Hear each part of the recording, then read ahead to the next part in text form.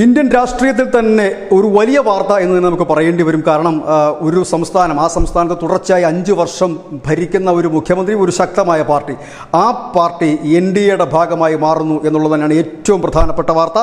ഒഡീഷയിലെ ബിജു ജനതാദൾ BJPയുടെ NDAയുടെ ഭാഗമാകുന്നു. 2009 വരെ NDAയുടെ ഭാഗമായിരുന്നു ഈ ബിജു ജനതാദൾ. നവീൻ പട്നായിക് വാജ്പേയി മന്ത്രിസഭയിൽ മന്ത്രിയുമായിരുന്നു. 2009 ശേഷം, അതായത് കഴിഞ്ഞ 15 വർഷത്തെ ഇടവേളയ്ക്ക് ശേഷം നവീൻ പട്നായിക് വീണ്ടും NDA പാളയത്തിലേക്ക് എത്തുന്നു. 21 ലോക്സഭാ സീറ്റാണ് ഒഡീഷയിലുള്ളത്.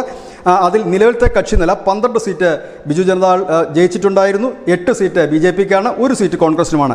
നിലവിലെ അവരുടെ തീരുമാനമനുസരിച്ച്, അതായത് ഭുവനേശ്വറിലും ദില്ലിയിലും നടന്ന ചർച്ചകളുടെ അടിസ്ഥാനത്തിൽ ഇപ്പോൾ വരുന്ന ലോക്സഭാ തെരഞ്ഞെടുപ്പ് 2024 ലോക്സഭാ തെരഞ്ഞെടുപ്പിൽ BJP 14 to 15 സീറ്റുകൾ വരെ മത്സരിക്കും. അതിന് പകരം നിയമസഭയും ലോക്സഭയും ഒന്നിച്ചാണ് ഒഡീഷയിൽ തെരഞ്ഞെടുപ്പ് നടക്കുന്നത്. അതുകൊണ്ട് തന്നെ നിയമസഭയിൽ 147 അംഗ നിയമസഭയാണ്. അതിൽ 100 സീറ്റിൽ ബിജു ജനതാദൾ മത്സരിക്കും. അതായത് കൂടുതൽ സീറ്റ് ലോക്സഭയിൽ BJPക്ക് നൽകും. പകരം നിയമസഭയിൽ 100 സീറ്റിൽ ബിജു ജനതാദൾ മത്സരിക്കുകയും 40 സീറ്റിൽ BJP മത്സരിക്കുകയും ചെയ്യും. ഏതായാലും നവീൻ പട്നായിക്ക് തകർത്തെറിയാൻ കഴിയാത്ത ഒരു വലിയ ശക്തി തന്നെയാണ് ഒഡീഷയെ സംബന്ധിച്ച്.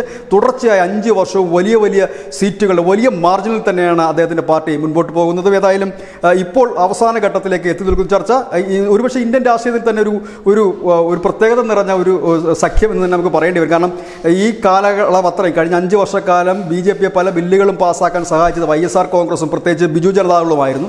ഇപ്പോൾ ആ ബിജു ജനതാദൾ രഹസ്യമായ ബന്ധം മാറ്റിവെച്ചുകൊണ്ട് പരസ്യമായ ബന്ധത്തിന് ബിജു ജനതാദൾ തയ്യാറാകും. ഇനി അറിയേണ്ടത് ആന്ധ്രയിൽ നിന്ന് YSR എപ്പോഴെത്തുമെന്നും മാത്രമാണ്. News desk news India Malayalam.